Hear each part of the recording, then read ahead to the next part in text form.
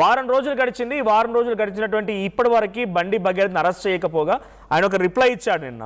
ఏమని, నేను already short afford ఉంది, ఈ టైంలో అటెండ్ అవ్వలేను అని చెప్పి ఒక రిప్లై కూడా ఇచ్చాడు ఆయన. సో ఇన్కన్వీనియన్స్ ఉంది, నెక్స్ట్ 2 days అటెండ్ అవుతానని చెప్పుకొచ్చారు. సో ఇదే విషయం పైన నేను కాంగ్రెస్ బీఆర్ఎస్ వర్షం కూడా విన్నా, బహుశా మీరు వినే ఉంటారు.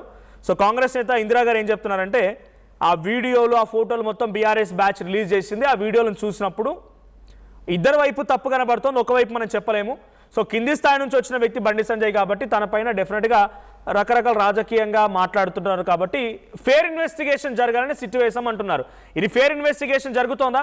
మరి నాకున్న అవగాహన మేరకు, అందరూ చాలా సీనియర్ పొలిటీషియన్స్, అనేక ఉద్యమాల్లో ఉన్నవాళ్ళు, నాకు తెలిసి నాకున్న అవగాహన మేరకైతే ఎప్పుడు కూడా ఇటువంటి ఒక కేసులో సిట్టు వేసి రామ్మా రా అని చెప్పి బుజ్జగించి నోటీస్ ఇచ్చే సందర్భాలు అయితే లేవు ఎక్కడ కూడా. ఏ హై ప్రొఫైల్ కేసు అయినా, ఏ లో ప్రొఫైల్ కేసు అయినా, గుడిసెల్లో ఉన్న వ్యక్తికైనా నోటీస్ ఇచ్చి రమ్మని పిలిచిన దాఖలాల్లో. కానీ బండి సంజయ్ కుమారుడు బండి భగీరథకి మాత్రం నోటీసులు ఇచ్చారు, రిప్లై ఇస్తే కూడా తీసుకున్నారు. సో ఎలా చూస్తారు దీన్ని సంజయ్ గారు మీరు? ఇక్కడ ఒకటండి, ఫోక్సో చట్టం గురించి, నిర్భయ చట్టం గురించి ఒకసారి మన నేతలు చదవాలి. ఫోక్సో చట్టము ఎందుకు తీసుకొచ్చారు, ఎట్లా తీసుకొచ్చారు, ఇవన్నీ చూస్తే అసలు ఫోక్సోలో మరణ శిక్షలు ప్రతిపాదించింది బీజేపీ.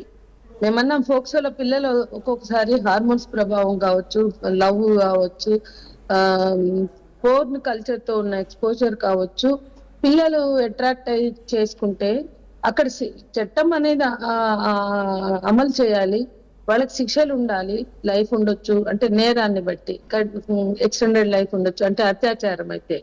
కానీ మరణదండనలు వద్దు, ఫోక్సోలో మరణదండనలు వద్దు అని ఈ దేశంలో మాట్లాడింది మేమే, మా ఉద్యమకారులే.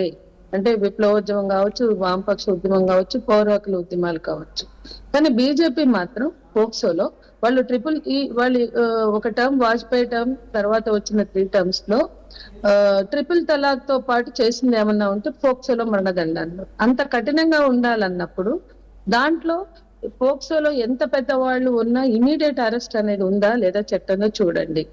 అసలు నోటీసులు, స్టేషన్ బెయిల్ ఉన్న కేసులకి నోటీసులు ఇస్తారు. దీనికి నోటీసులు ఎందుకు? ముందు కేసు నమోదు కాగానే ప్రైమ ఫేసి ఉందా లేదా చూసుకుని పిలవాలి, మాట్లాడాలి.